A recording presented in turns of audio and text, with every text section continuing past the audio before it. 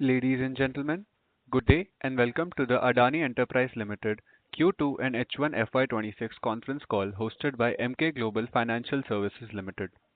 As a reminder, all participant lines will be in the listen-only mode, and there will be an opportunity for you to ask questions after the presentation concludes. Should you need assistance during the conference call, please signal an operator by pressing star then zero on your touchtone phone. Please note that this conference is being recorded. I now hand the conference over to Mr. Sabri Hazarika from MK Global. Thank you, and over to you, sir. Thank you. Yeah, on behalf of MK Global, I welcome you all to the Q2 and H1 FY26 post-earnings conference call of Adani Enterprises Limited. We have with us the senior management of Adani Enterprise, led by Mr. Vinay Prakash, Director, Adani Enterprise and CEO, Natural Resources, Mr. Robbie Singh, CFO, Adani Enterprise Limited, Mr. Arun Bansal, CEO, Adani Airport Holdings Limited, Mr. Rajesh Poddar, CFO, Adani Airport Holdings Limited, Mr. Manand Vakaria, Head of Finance, Adani Enterprise Limited, and Mr. Jitendra Khalia, Investor Relations, Adani Enterprise Limited. So today's session would be a brief on the results by the management, followed by the question and answer round. So without any further delay, now I request management for their opening remarks. Over to you, sir. Hi, good evening, everyone. Thank you for joining. I'm Robbie here, CFO of Adani Enterprise. Thank you for joining the earnings call for quarter and half year ended 30th September 2025. As you all know, AEL's portfolio is categorized into incubating and established businesses spanning energy and utilities, transport and logistics, consumer services, and primary industries. The key incubating businesses include Adani New Industry Ecosystem, airports, roads, and data center. And the established segment consists of primary industry verticals, which include mining, services, metals and materials, and commercial mining. Over the next 5 years, Adani Enterprise is in deep investment phase. The first set of assets of this phase have now been completed. Those assets are Navi Mumbai Airport. Wind turbine capacity has increased from 2.25 gigawatt and includes now the 3 and 3.3 megawatt models. Kutch Copper, 500,000 tons per annum plant is fully commissioned and is ramping up. 7 of our road projects are now complete. The 7th one completed last quarter. MDO service contract for Pasa block with a peak capacity of 5 million ton is now operational. There is significant asset pool which is still work in progress. In the road business, Ganga Expressway, which is now almost 90% complete. There is a new terminal at Guwahati Airport, which is nearing completion. There is additional 6 gigawatt of module and cell line, which is on fast track. PVC project of 1 million ton per annum is progressing as per schedule. And further, 10 MDO contracts are under development. Additionally, there are a new set of locked-in investment plans. We have received LOA for 5 new projects in road and water vertical with a cumulative order book of 20,000 crores. These have a concession period ranging from 15 to 29 years. Adani Connects has partnered with Google to develop India's largest AI data center campus in Andhra, which will be undertaken as a part of our data center vertical housed in Adani Connects under AEL. Now moving to the financial performance of this half year. The financial results reflect the stabilization phase of incubating businesses, and we will see significant EBITDA unlock from the assets that have been completed and assets that are near completion. The completed assets that will start adding to the EBITDA are the Navi Mumbai Airport, the Kutch Copper plant, and the Ganga Expressway moving forward.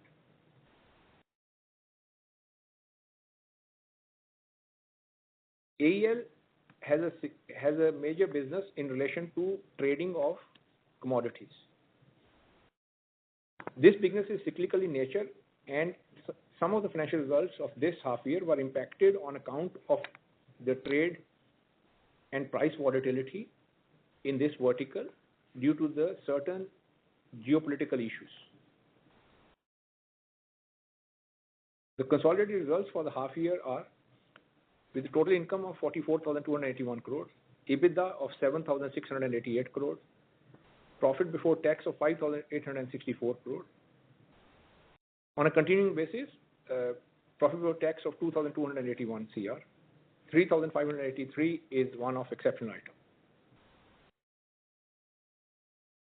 The pleasing part in this result is that the EBITDA from incubating business now contributes over 70%, as against 60% in the comparative half last year. In line with our capital management plan and annual equity program, AEL board has approved a total today a partly paid rights issue of equity shares for an amount of 25,000 crore. This issue will strengthen AEL balance sheet for the next phase of incubation, while allowing existing shareholders to participate in growth story of our core incubating infrastructure and energy transition assets. We expect the next period of 10 years to be the most exciting, with our current startup phase assets like Adani GCC, key metals and materials reaching initial investment phase. AEL is well placed as an organization, balance sheet and technical capability to deliver on the promise.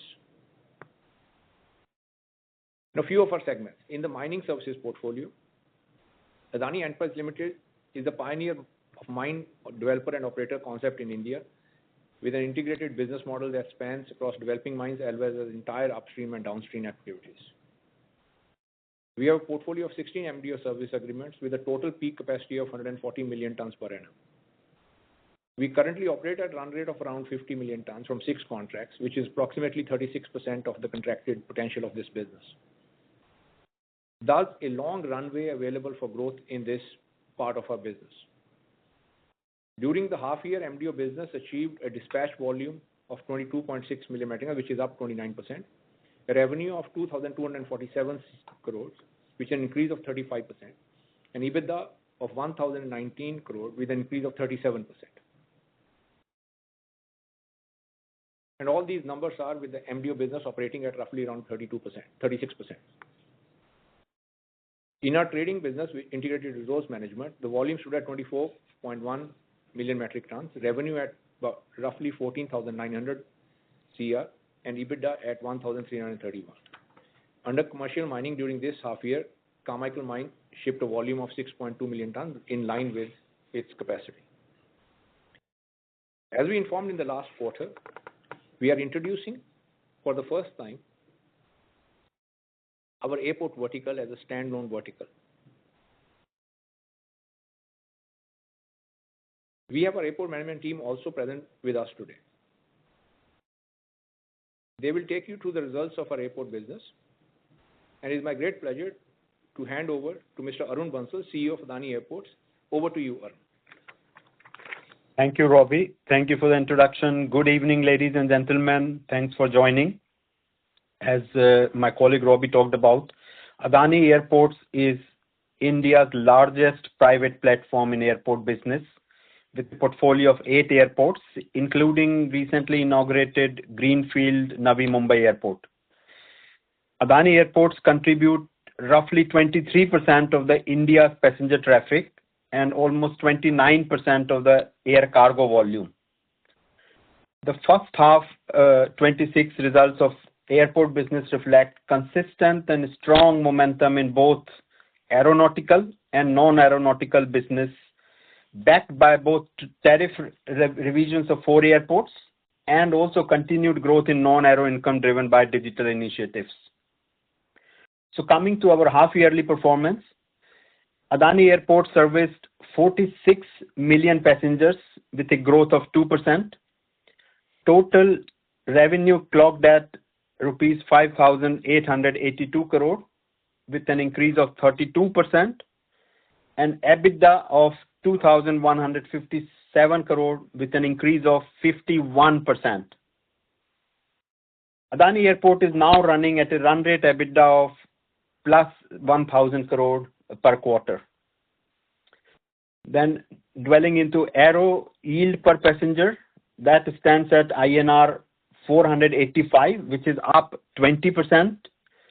Non-aero income per passenger stands at INR 614 rupees, which is up 34% on year-over-year basis. We also started operating 7 new routes during Q2, 8 new flights, and onboarded 1 new airline. The Greenfield Navi Mumbai Airport is expected to commence its operation in the current quarter, in quarter 3, and of course will boost further financial performance of Adani Airports.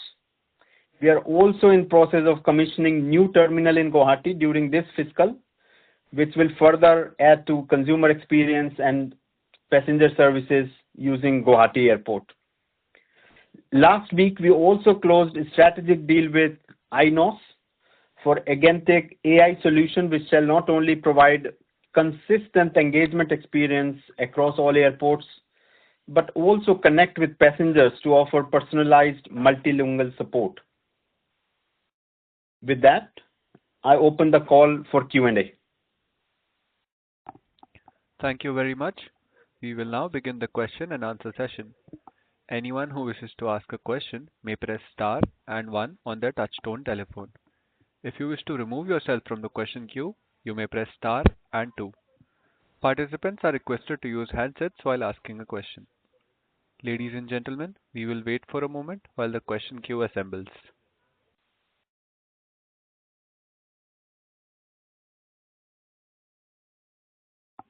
Our first question comes from the line of Manish Somaiya from Cantor. Please go ahead. Thank you so much. Good afternoon. A couple of questions for the team. First, on the Google announcement, can you help us understand when that comes online? How should we think about revenues and profitability as we sort of build out our models?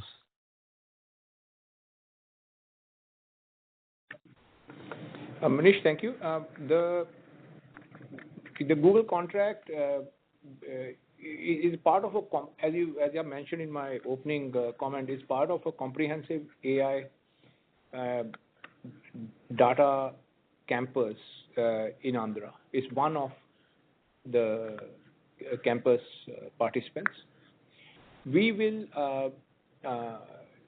currently, due to various confidential, both public companies, as you know, we are constrained as to how we are going to outlay the development plan of that specific contract. But we hope to be able to discuss that in more detail with the investors post our or around our annual presentations, by which time both parties would have agreed to the rollout plans for the specific project that Google and Adani Connects have executed. But at this stage, we're not able to build that out. That's why in our opening comment, we just simply mentioned that we've executed that, and we will be outlining that over the next 6 months as we clarify the development plans. Okay, wonderful. I appreciate that clarification. My second question is on the solar modules sales. If I look at the second quarter, those were down. I'm just looking at my numbers.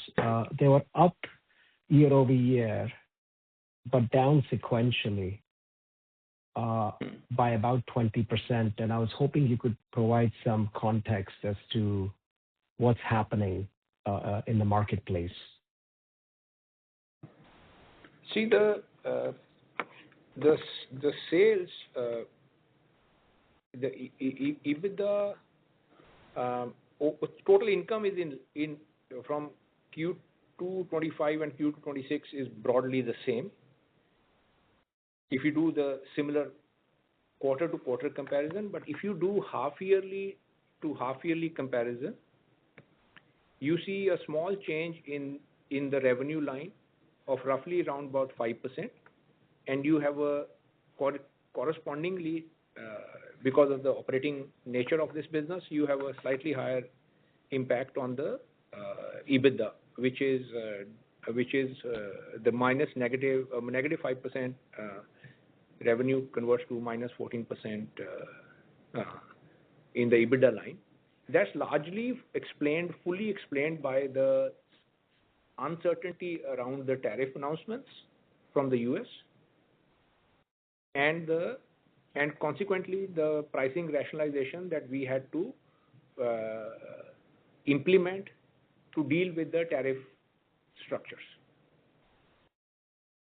And this changeover will wash over the next 18 months or so, and then you will see the numbers normalize. I see. We don't, even if the tariffs were not to change. I see. So, so we should have an 18-month perspective on that particular business. On that, because if you see the underlying sales are not changing, it is purely a tariff-linked impact on the conversion of the sales to revenue. And that we will adjust to the new reality, but it will not be an issue over the medium term at all. We will adjust, even if the tariffs are not to change. Okay. The other question I had pertains to cash flow from operations. I see it was down fairly significantly vis-a-vis last year, first half. So maybe if you can just help us understand how we should think about cash flow from operations, free cash flow, leverage by the end of fiscal 26, and then more importantly, how should we think about the rights issue in terms of timing, in terms of stages of issuance? Will it all be in one big scoop, or will it be over a multi-year period? And then if you can help us understand the use of proceeds. Yeah. It's, as you know, Manish, that what has happened is that during this quarter, the copper plant went from work in progress to operations. Now, as it went into operations, the entirety of the change is explained by the way you would record inventories and the way you would record now in an operational setting the working capital. So adjusted for those two changes, just for those two items, there is not much change in the operating cash flow at all. And this, you can see this from the point of view of the fact that if you look at the operating cash prior to working capital movements, it was 7,661 in the same period last year, and it is 7,250 this year.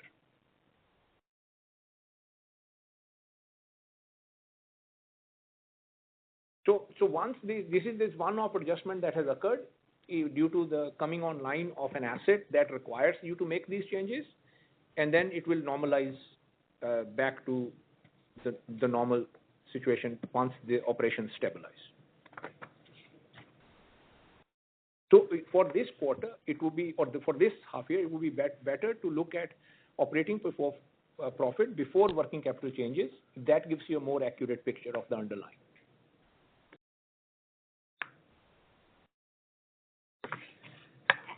Okay, that's helpful. And then how should we think about leverage and rights issue, timing, use of proceeds? If you can just help us understand that, please. Yeah, so basically, fundamentally speaking, as if you see in our results summary of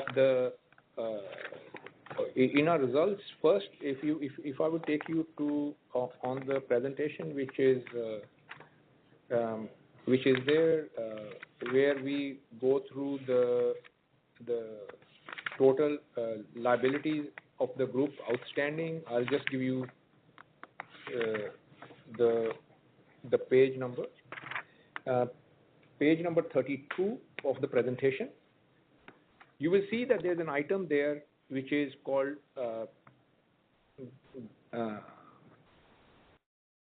we say gross debt, and below that shareholder loan, and you will see the number there at roughly around 20,000 crores, for which some are just inter-entity. But our main objective is that as a major shareholder, those loans have been provided by the family's holding and family's company to Adani Enterprise for growth.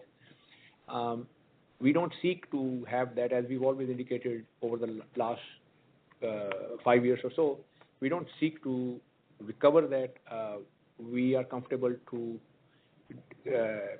participate in the right issue, and the effective nature of that would be that the loan that the shareholders have provided will become equity, and consequently the excess rights exercised by non-promoter shareholders, that will be the growth capital that will be used for primarily for the airports business, and some of it for the roads and Adani New Industry business.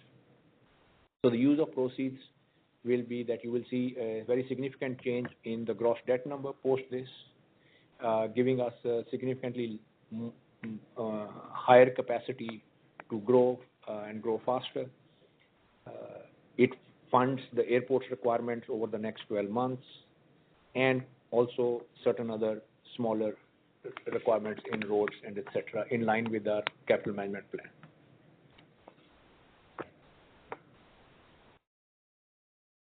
Okay, Robbie. Thank you so much for that clarification. I'm going to get back in the queue and follow up with any questions. Thank you so much.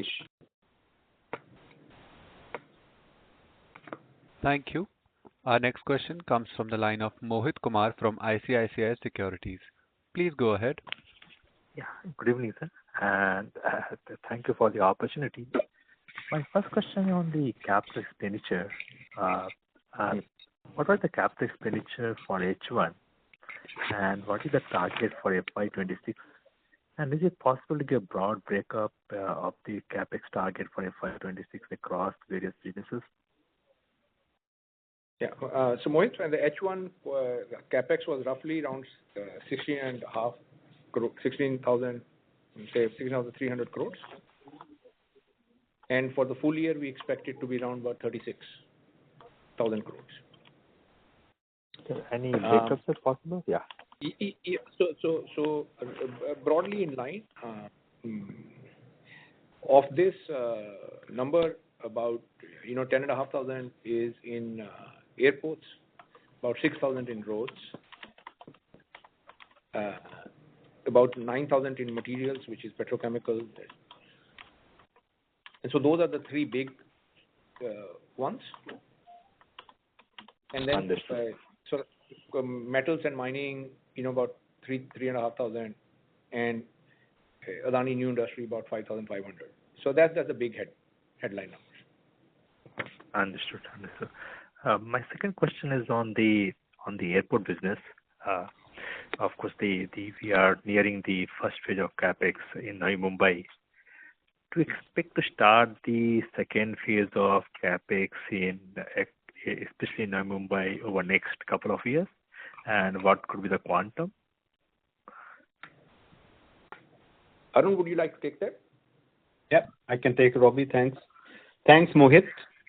So as Robbie said, that we will do the commercial operation of phase 1 already this quarter now, and actually phase 2 we are already starting, and we will accelerate the capex already from next financial year, considering the pent-up demand is much higher than 20 million, the capacity we are building. So it will not wait for 2 years. We will restart, and it will be in the tune of 30,000 crore. Understood. So do you see what could be the timeline for getting the final tariff order for Navi Mumbai Airport, in your opinion? So Navi Mumbai interim tariff order has already been given by AERA.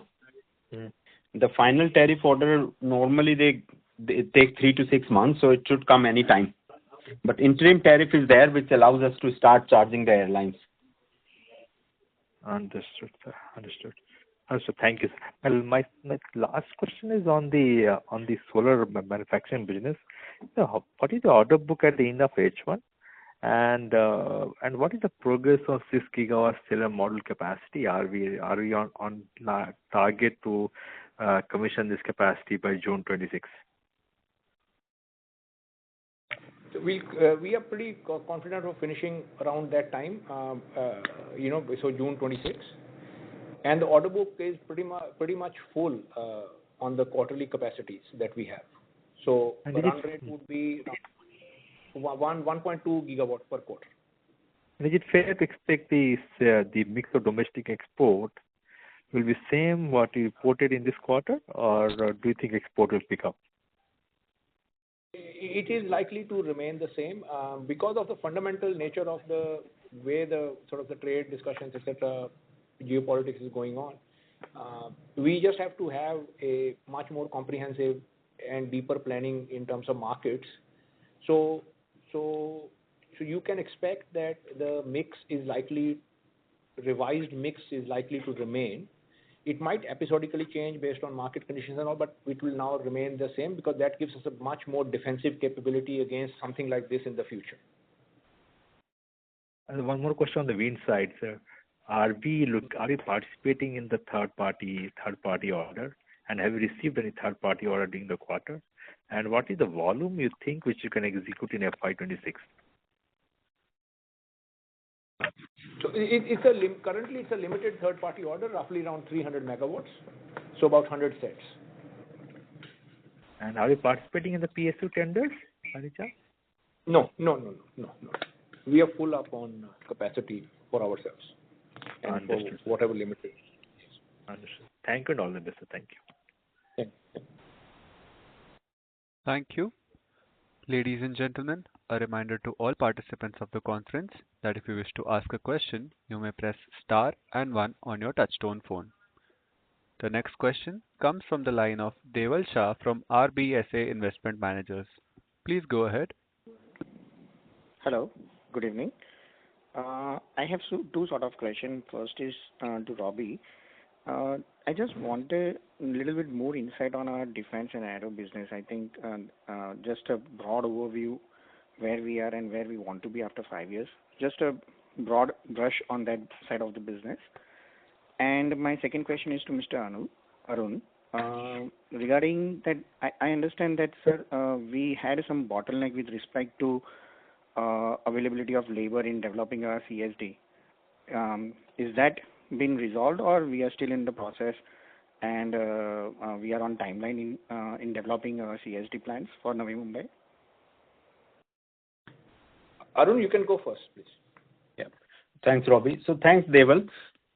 It was not related to the labor per se. There was some issues, as you might know very well. In Mumbai, there was restrictions because of the EC clearance and pending Supreme Court case. That got cleared now, and we are in full speed. Bearing that, the work what we could start, we have already started. So Mumbai and Navi Mumbai excavation work has already started, and now we are on track to bring all the CSD properties live in 2029-2030 timeframe. Mm-hmm. Okay. In relation to your first question on the technology and defense business, it's currently still sort of like, close to the 500 crore EBITDA from the total. So we are not yet reporting it as a significant independent segment. We are just reporting it in others.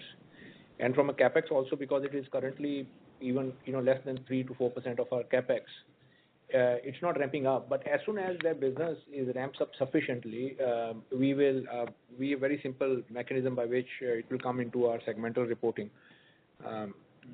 So it's still some time away for it to mature, because the best way to imagine this, to give you an idea, best way to imagine this is that it's a technology business which provides services, and it has the product side is less important than the services contracts. So those things take long time to develop, and long time to get into the services side of the businesses. So as the level of service contracts and the technology platforms ramp up for the defense purpose, we will like we did with airports this time. Once the business reaches a certain level, we will bring that into the segmental reporting. But currently, it is not in the segmental reporting. So if I would disclose anything more than this, then we will actually have to change everything that we disclose beyond the numbers that we outlined. Okay. Understood. Yeah, I was looking at more on the qualitative remarks only. I was not looking for any specific Qualitative numbers. wise, business is going well.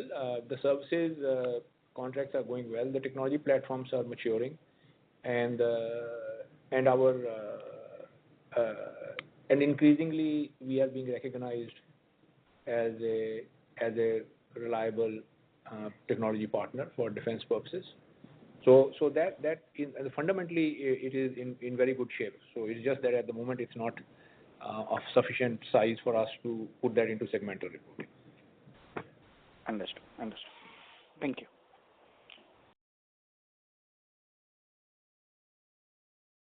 Thank you.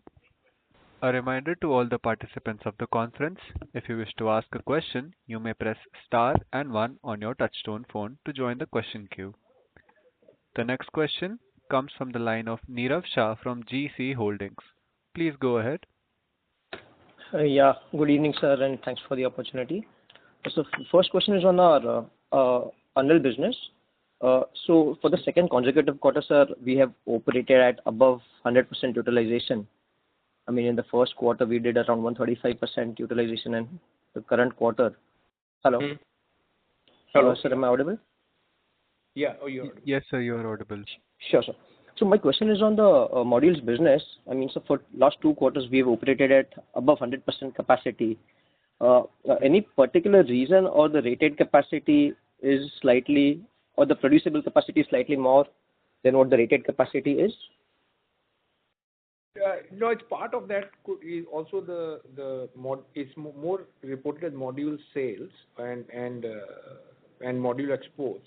So what happens is that over the year we are operating close to about 1.093 gigawatts. So roughly around 100% of the capacity.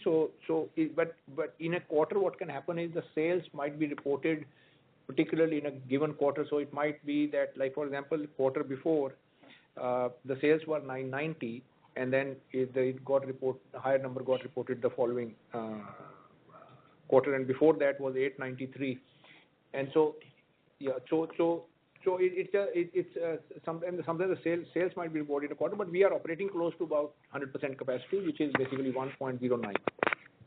Got it, sir. So second question is on our airports. I mean, we mentioned the capex in the current year is approximately 10,500 crores. So just want to break up that, I mean, between airports and city side. Is city side also part of this 10,500 crore capex, or we'll do it separately? And if separately, what is the likely spend for the next 2-3 years that we are budgeting? No, so thanks, Nirav. Yeah.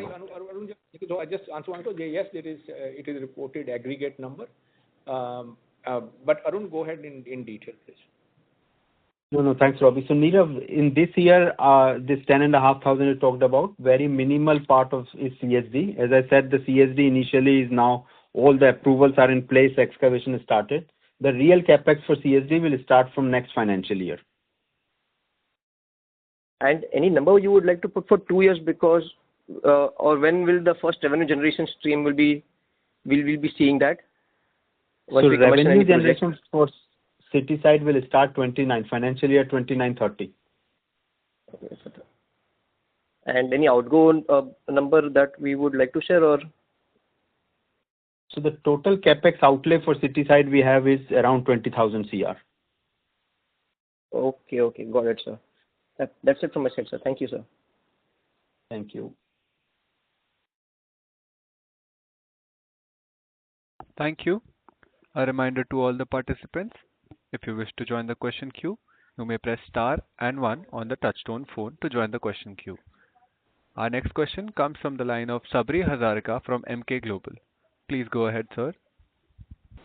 Yeah, good evening. So my question pertains to ANIL and the green hydrogen part. So of course, we don't have much of an update from large players, but if we look into the SECI ammonia tender in particular, I think it has been like quite healthy given the participation and the rate which has been like achieved, I think 50 rupees per kg of green ammonia. So that number also seems quite competitive. So any color on that? What are your thoughts on that, and what about your own plans with respect to green hydrogen? Thanks. See, for us, we will complete. First, we want to do is complete our testing of the electrolyzers because our scale is quite large. So till we complete that, we are not specifically commenting on anything. Once we have that, we will take a formal investment decision, planning, etc., as to how we execute. We have all the basic ingredients lined up, which is resource capacity, the completion of our cell module line and wind turbine facilities in Anil, all the ancillary industry setup in Mundra, which is EVA, backsheet, glass, etc. The land, the corridor for pipelines and transmission. So all of that is set. Mundra is already there, port, so we don't need anything for evacuation. So consequently, we are prepared, but as we highlighted in the previous word, we are currently our electrolyzers are under pilot stage. We should have the pilot results, start getting pilot results towards the middle of next year, calendar year, or the second quarter. And based on that, we would expect that we will then be able to give a much clearer investment horizon. Right. And anything you would want to share on the efficiencies or the metrics with respect to the electrolyzers, as in like kg per kilowatt hour or anything of that sort, or is it too premature? No, we will have the results and the curves by middle of next year. So that will be the best time to share. Right, sir. Got it. Thank you so much, and all the best. Thank you. Yeah. As there are no further questions, I would now like to hand the conference over to the management for closing comments. So I just would firstly thank you so much to MK for organizing the call and for participants for the Q&A. If there are any further questions anybody has, please reach out to our team and they will respond back in writing. Thank you. On behalf of MK Global, that concludes this conference. Thank you for joining us, and you may now disconnect your lines. Thank you.